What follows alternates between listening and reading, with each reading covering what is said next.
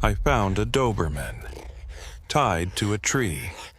With her puppies, what happened next changed everything. I had seen a lot in my life. Deer carcasses ripped open by wolves, a mother bear dead in a steel trap, even wildfire licking through what had once been somebody's home. But I had never seen anything this horrific. The moment I stepped out of the truck, that image hit me full in the face. A mother Doberman, so thin you could count every joint, tied hard to the base of a tree with a coarse rope. Her throat cinched until it bled the skin, raw and swollen and torn. Dried blood crusted with mud. Her whole body bruised purple. Her belly rigid, as if she had no breath left to give her two front legs trembling and clawing at the dirt, each attempt to breathe making her body convulse. I stood frozen. Beside her, three tiny puppies' eyes, still shut, burrowed into her for warmth. They whimpered, little low cries, weak, but they cut into me like a knife. My mouth slipped out of words before my mind could catch them. What kind of bastard, what kind of filthy animal would do this? Heat rushed to my head. My hands shook. My heart hammered so hard it hurt. I rushed forward. Her body shivered, her eyes dull as she looked up at me. There was no Doberman fierceness there anymore, only despair. A look that begged as if it were saying, "Please, save me. Save my babies." I dropped to my knees, gripping my hunting knife. The rope was stiff and soaked with blood cutting into her neck, and I began to saw pull cut again. Each slice drew a choked groan from her throat, and I bit my lip so I wouldn't break. When the last strand snapped, she collapsed to the ground with a soft thud. A ragged breath, then silence. "No, no, don't die," I whispered, cradling her head. Her chest rose faint but alive. The three pups scrambled up and clambered over her noses, searching for breath. My throat closed, watching them. They were just helpless little souls, innocent of human cruelty. I looked around. The earth was churned fresh tire tracks, plastic bottles, trash bits of cut rope. This was not an accident, but deliberate, a sick inhuman act. Someone monstrous had brought this mother and her litter here, bound them, and left them to die. I ground my teeth. "Bastard, I'll find you," I said under my breath. I took off my jacket and wrapped it around the mother. Her skin was cold and stiff, her fur wet, and the smell of flesh and blood made me nauseous, but I lifted her anyway. I shoved the three pups inside my jacket against my chest, feeling their tiny hearts beat weakly. I ran to the truck, slammed the door, started it, and the tires threw dirt as I tore toward Redwood Veterinary Clinic, the only vet within 20 miles. Every bump on the road was a fresh groan from the crate. I glanced in the rearview. She still had her eyes open, looking straight at me, cloudy, but with a faint, stubborn spark. Through ragged breath, I rasped, "Hold on, girl. Don't give up. I won't let you die here." The truck fishtailed through a turn, and I caught sight of a long smear of blood dragged by the wheel, the blood of a creature that should have been loved, not tortured. I gripped the wheel and howled into the trees. People who do this don't deserve to be called human. Far ahead, the faded sign came into view. Redwood Veterinary Clinic. 3 miles. The drizzle started. I felt my own eyes blur, not sure if it was raining or tears. I live alone in a small wooden cabin on the edge of the Cascade Forest. A cabin that 3 years ago held 2 people. Now only 1. I still remember Laura's last morning, my wife. She loved lavender, and that scent still lingers on the scarf I keep in the living room. When she left, the world left with her. I stopped caring about anything else. I left town, took a full-time ranger post, and chose to live among trees instead of people. Out there, no one asks. No one pities. There's only wind rain and pine things that demand nothing but your quiet existence. Every morning, I still brew a pot of coffee and sit on the porch watching the sun climb over the ridge. I tell myself I'm fine, But the truth is, I've just been surviving like a tree burned hollow by lightning, still standing but empty inside. Until yesterday, the day I found her, that Doberman. I don't know why I stopped the truck. I should have just logged it, called the rescue team. That would have been the proper way. But when I saw those eyes, the eyes of a dying creature still trying to protect her young, something inside me broke open. When I lifted her, I felt her breath tremble against my wrist. Her body shook, weightless, nothing but skin over bone. The 3 puppies hidden inside my jacket whimpered faint little hisses of life clinging on. In that moment, I wasn't a ranger. I was just a man who had once lost someone he loved and couldn't stand to lose another. I don't remember how many speed limits I broke on the drive to the clinic. I only know this: if anyone ever begged God to let them save a life last night, that person was me. I kept mumbling like a madman behind the wheel. "Don't die, girl. Don't die, Grace." I didn't know why I called her that. Grace, it means mercy. Maybe because I needed to believe that if she lived, then maybe something good still remained in this world. When I reached Redwood Veterinary Clinic, the neon sign flickered like the last breath of night. I burst in, cradling her, blood and mud smeared down my shirt. Dr. Miller looked up, eyes wide. Oh, God. What happened to her? I couldn't answer. I only managed 4 words. Someone tied her up. They laid her on the cold steel table, inserted a breathing tube, and started an IV. The doctor's voice dropped low. Severe respiratory distress. Internal swelling. She might not make it through the night. It felt like someone crushed my chest in their fist. I grabbed his arm and said without hesitation, "Do everything you can, whatever it costs. Just don't let her die." He nodded, turned away. I stepped back and leaned against the wall. In the next room, the 3 pups were cleaned and placed inside a heated box. They huddled together, mouths searching, still crying for milk. I sat down on the wooden chair, pulled off my jacket, and stared at the stains on my hands. That smell, blood despair, clung to me the way it had when Laura lay dying in the hospital bed.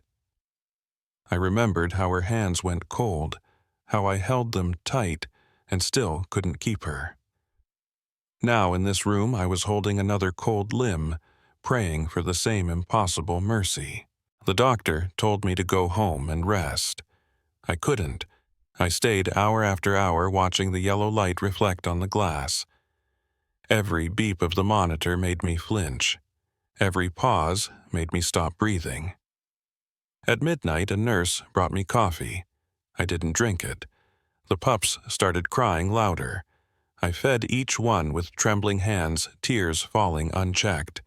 I whispered hoarsely, "How can people do this?" No one answered.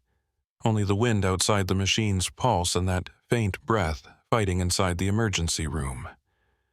I sat there until dawn broke behind the mountains, my body numb, eyes burning, fingers clutching Laura's lavender scarf in my coat pocket. For 3 years I'd lived like a ghost, stripped of faith and kindness. But that morning, when sunlight touched the trembling body of the Doberman, still fighting to live, I knew, for the first time in a long while, I wanted to believe again. The emergency room was cold as steel. The air was thick with antiseptic dried blood and the wet smell of fur. White light poured down and bounced off the metal table until everything gleamed like ice. I stood outside the glass, my hands clenched so tight the knuckles had gone pale. Inside, Dr. Miller and a young nurse named Clara worked over the motionless Doberman. They called her the girl instead of it. I didn't know if that was their way of softening the cruelty of reality. But every time I heard them say, "The girl still has a chance," something in me held on. Grace, the name I'd given her, lay still, her neck wrapped in white bandages, her breath thin as a thread.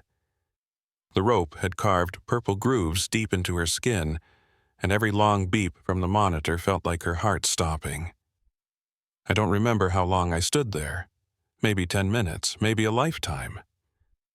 Clara wiped her forehead, whispering, "Pulse is fading, doctor." Miller didn't look up, his voice rough. "Keep going, she's still breathing." I watched their hands, his gripping the syringe, hers trembling as she pressed against the chest. Each compression was a blow to my heart, each exhale an unspoken prayer. And suddenly I was back in that hospital room 3 years ago. Laura, lying beneath the same flickering light, the ventilator stuttering with the same uneven rhythm. I had prayed, then begged God, promised everything. But God hadn't listened. Now I was doing the one thing I hadn't done that night, staying, not walking away. Clara's voice rose. "Doctor, she's crashing, more oxygen now," Miller barked. I saw Grace's chest rise faster, then slower, until the monitor screamed a long, piercing tone that froze the room. My heart stopped with it. I slammed my hands against the glass. "No, don't stop. Keep going. Please save her." Clara turned her eyes wide and frightened, but said nothing. Miller leaned down, pressed again 1, 2, 3, 4 times, nothing. No more beeps, only rain tapping against the metal roof outside.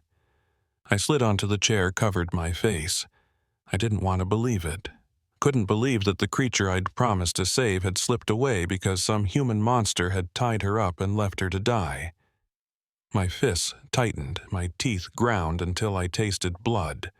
"Whoever did this," I hissed, "you'll pay for it. I swear you will." Inside, Clara stopped. She looked to Miller. He gave a small nod, a gesture so heavy it knocked the air out of me. They shut off the machine, pulled a thin sheet halfway over Grace's body. I stood, stepped closer to the glass. For reasons I can't explain, I laid my hand against it. The surface was cold, my fingers shaking. Under the white glare, her body lay still. Yet something held me there. My eyes caught her belly, a faint rise, almost imperceptible. I froze, looked again. Another rise, subtle but real. "She's breathing," I shouted. "She's still breathing." Clara spun around, stunned. Miller rushed back, pressed his stethoscope to her chest. Seconds passed, long, impossible seconds, and then his voice cracked. "She's got a pulse. Keep going." I nearly collapsed, tears spilling down my face. I pressed my forehead against the glass and whispered, "That's it, girl. Hold on, Grace. Just a little longer." The monitor beeped again, faint but steady. Outside, the rain fell harder, drumming on the roof like a heartbeat. In the dim light, I watched Grace's breathing settle, fragile but sure. I don't know if it was a miracle. All I know is that in that cold room, in a world that had already taken everything from me, I had just watched a soul decide to stay. That night lasted longer than any I had ever lived. Outside the door, rain tapped against the tin roof, while wind hissed through the cracks, carrying the damp scent of earth pine resin and cold. Down the narrow hallway, a single strip of yellow light crawled across the wall, stretching long shadows to the far end of the room. Grace lay behind the glass, her frail body wrapped in white sheets, an IV running through her leg, her breathing slow and heavy. Every time the monitor let out a single beep, I exhaled as if that sound was proof that both of us were still here. Dr. Miller told me I should go home and rest, but I just shook my head. I couldn't leave. If she wakes up and I'm not here, I said, she'll think no one's waiting for her. He only nodded, then walked off with Clara, leaving me a tired, soaked, middle-aged man alone on a cold wooden chair, listening to time drip away. The 3 pups slept in a heated box beside me. I fed each one with trembling hands, partly from the chill, partly from fear. They sucked weakly, their tiny mouths moving against my palm. I'd never had children. Laura had wanted them, but the sickness took that chance from us. And now, in this cold room, feeding 3 orphans, it felt like life had handed me one quiet chance to do what I'd once missed. Through the glass, Grace still hadn't moved. Her neck was swathed in white bandages, the fur around her chest rising and falling. It was a sight both beautiful and cruel. Beautiful because she was still breathing. Cruel because she had to fight for something no creature should ever have stolen from it. I leaned my head back against the wall, closed my eyes. The rain and the monitor merged into one strange rhythm, steady, distant, sad as a lullaby. I remembered Laura's last night, the same rhythm of machines, the same hum of waiting for silence to fall. When it finally did, a part of me died with it. I'd promised myself I'd never listen to that sound again, and yet here I was, waiting for another heartbeat to keep going.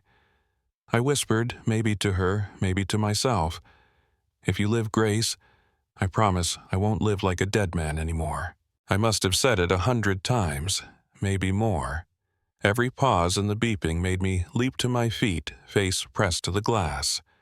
Every time it came back, I let out a shaky breath, sweat on my palms despite the cold air. Around midnight, the nurse returned to check the monitors. She smiled softly. "You're still here." I left once I said. "And I lost the person I loved. I won't do it again." She nodded, rested a hand on my shoulder, and quietly walked on.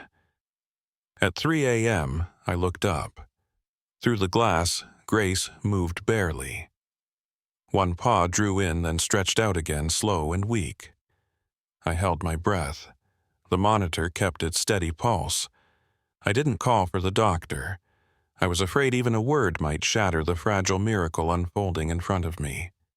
I sat still, watching the light reflect across the glass, forming a faint halo. In that glow, Laura's face appeared in memory, soft smile, sad eyes. I whispered, "You see that, Laura? There are still miracles in this world." Outside, the rain stopped. Dawn broke over the ridge, sunlight spilling through the window, touching the glass and falling gently over Grace's body. Her breathing had steadied. Her heartbeat was sure. I smiled faintly, my voice hoarse, my eyes stinging. "Thank you for staying." That night I didn't sleep, but for the first time in 3 years I wasn't afraid of the morning anymore. The first light of morning slipped over the Cascade Range, thin as a ribbon of gold, draped across the glass roof of Redwood Veterinary Clinic.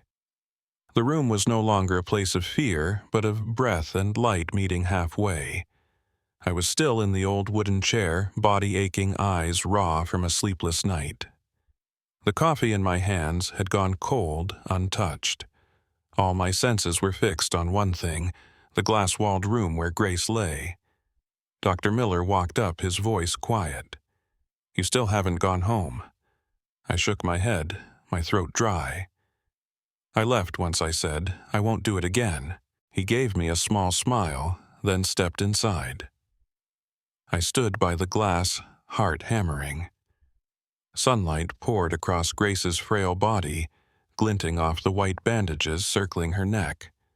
The skin beneath was bruised and swollen, but her breathing faint as it had rhythm now. I placed my palm on the glass, waiting for any sign. It came after a few seconds, a slight twitch in her paw, then a soft, sharp breath. Grace shivered. Miller looked back at me, eyes lighting up. "She's waking." I forgot how to breathe. The room fell utterly silent, only the fragile rhythm of her heart filling the space, slow, then stronger, one beat at a time. Her eyelids flickered, then parted slightly. Light touched the brown haze of her eyes, glassy, frightened, alive. I stepped closer to the door and whispered, "Good morning, Grace. You did it." She stirred, trembling, glancing around, frightened but alive. Miller gestured for me to come in. I crossed the threshold carefully, the chill from the vents biting the air. Grace's eyes found me. For a few seconds we just looked at each other, no fear, only recognition. Then her head turned toward the faint rustling sound on the other side of the table. In the warming box, 3 small pups began to move noses, twitching at the scent of their mother. One let out a tiny cry, like calling her name. Grace lifted her head, bandaged neck straining, but she did it. Her muzzle trembled. A weak, soft whimper escaped the first sound she had made since being rescued. Miller and I locked eyes, neither of us able to speak. He nodded once, and the nurse opened the box, gently setting each pup on the steel table. They crawled forward slowly, their noses brushing her fur before pressing close against her side. Grace didn't have the strength to lick them, but she turned her head just enough for her cheek to rest on their backs. Her breath shook, but it was peaceful. A tear glimmered in her fur. I couldn't tell if it came from her or from me. I knelt, laying my hand on her front leg, the one without bandages. She didn't flinch. She just curled her paw slightly the way someone squeezes your hand when they recognize kindness. "It's all right now, Grace," I whispered. "Your babies are here. You're safe." Dr. Miller left the room, closing the door softly behind him. I stayed, sat down against the wall. The 3 pups nursed weakly, then fell asleep against her belly. The room went still, only breath remained. I felt my own chest rise and fall with theirs, the rhythm of life returning. Sunlight glinted off the steel table, catching on the white bandages around Grace's neck, and I realized that wound, once the mark of cruelty, had become a halo of survival. I smiled faintly. "You did it, little girl." And for a moment I saw Laura standing in memory on the porch, smiling at me. I heard her voice in the wind. "I told you, Jack. There's still good left in this world." I looked back at Grace, her steady breath, her sleeping pups. In that small room deep in the Cascade Woods beneath the first gold of morning, I knew I had just witnessed a miracle. 3 weeks after that miraculous morning, Grace could finally stand on her own. The wound around her neck had closed, leaving a thin silver scar circling her throat, a faint seam between life and death. Every time I entered the room, she looked at me no longer with that dull fear, but with quiet awareness, calm and deep. Her 3 pups had opened their eyes, tottering around the warming pen-tails, wagging with tiny bursts of confidence. I visited every day, bringing food and a worn blanket that once belonged to Laura. Grace loved it. She'd pull the fabric close, curling around her pups, as if holding on to the last bit of warmth the world had once stolen from her. Miller said, "You should take them home, Jack. She needs space, a real place to heal." I nodded, but before I brought them home, there was something I needed to do. I drove to the Cascade County Sheriff's Department. In my hands were photographs, the rope, the blood, the tree where Grace had been tied. I filed a report. If we don't stop him, I told them, more animals will die like she almost did. 2 days later, they called. They had found the man, a resident of the suburbs with a record of animal abuse. In his garage, officers discovered cages, ropes, and horrors I can't repeat. When I heard the news, I didn't feel relief, only emptiness. The morning they arrested him, I was there. He kept his head, low wrists cuffed, mumbling something I didn't care to hear. One of the officers turned to me and said, "Justice is served, Turner." I shook my head. No. There's no justice deep enough to mend what he did. I walked away. The Oregon sky hung heavy and gray, the air thick with the smell of damp soil. Inside me, something went still, like a door quietly closing. I understood then justice doesn't bring peace, only kindness does. The next day, I signed the adoption papers for Grace and her 3 pups. Dr. Miller shook my hand and said, "You saved them, but maybe they're the ones saving you." I smiled, not denying it. That afternoon, I brought all 4 of them home to my little cabin in the Cascades. Light rain misted through the pines, mixing the scent of smoke and resin. Grace stepped down from the truck, slowly lifting her head to take in the air. The pups followed, clumsy and muddy. She stopped before the porch and looked at me. I opened the door, whispering, "Go on, girl. This is your home now." Grace hesitated a moment, then climbed the wooden steps, each paw clicking softly against the floor. When she reached me, I knelt down. She sniffed my hand, then rested her head in my palm. The gesture was so small, so gentle, it broke something open inside me. I laid my hand along her back, feeling the steady, warm pulse beneath. The pups tangled around my legs, tugging at my shoelaces. I laughed, a sound I hadn't made freely in 3 years. That night, Grace lay beside the fire, her pups curled against each other asleep. I sat in my chair, coffee in hand, watching the glow of the flames dance across her scar. It shimmered, not as a mark of pain, but of survival. Outside, the wind moved through the trees, a sound I once thought empty. Now it felt like the heartbeat of home. I whispered, "We're home, Grace. All of us." In the firelight, I saw Laura's smile, soft, forgiving. No more pain, no more hollow quiet, only peace. It's been a year since the day I found Grace, the Doberman mother, tied to a tree deep in the forest, her 3 trembling pups huddled beneath her. Everything changed after that afternoon, for her and for me. March in the Cascade Woods feels different now. The rain has stopped. Morning mist drifts like breath, and sunlight filters through the pines, scattering gold over the small lake outside my cabin. The wind hums along the roof. Wings flutter somewhere above. Then I hear her footsteps behind me. I turn. Grace walks out from the porch, strong fluid, her black and tan coat gleaming like silk beneath the light. Around her neck remains a faint silver scar, a line where rope once cut through skin. I still touch that mark every morning, not to remember the pain, but to remind myself how far we've come. Her pups, Rook, Hazel, and Finn, are grown now. They chase each other across the wet grass, barking, their laughter echoing into the woods. The hill feels alive again, sound, breath, and joy, all the things I thought had died with Laura. Laura, the woman I loved, left this world 3 years ago. When she went, half of me went with her. I worked, ate, slept, only to escape the silence. But Grace shattered that silence. Not with words, but with breath, with eyes, with trust. A trust I had lost long ago. I still remember the first night she came home. She stood at the doorway, hesitating, then stepped closer and rested her head in my hand, eyes quiet as winter wind, yet deep enough to hold the whole world.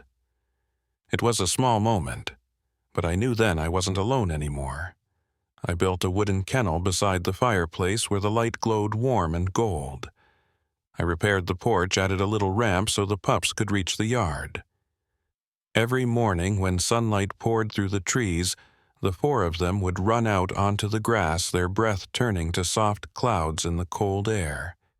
I'd stand at the door with my coffee and think, if second chances exist, this must be one. Grace is fully healed now. She no longer fears people. When someone visits a ranger, a mailman, or the neighbor's grandson, she just pauses, studies them for a second, then wags her tail. Not fear, just quiet peace. She's learned to trust again, and I, a man who once gave up on himself, learned it from her. In the late afternoons, I often take them walking through the woods. The sun drapes orange across the slopes. They run ahead, fur, rippling breath glowing in the light. I follow behind, brushing my hand against tree bark, listening to leaves whisper and resin breathe. Sometimes I stop where it all began, at the tree where Grace was tied. It's still there, but now grass grows thick around its roots. No blood, no rope.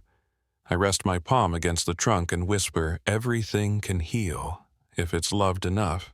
I sit by the tree. Grace comes beside me. The wind moves, carrying the scent of soil and warm fur. I turn to her and murmur, that day you chose to live. And because of you, I chose to live again. She licks my hand once, then lays her head on my knee. I smile, eyes stinging.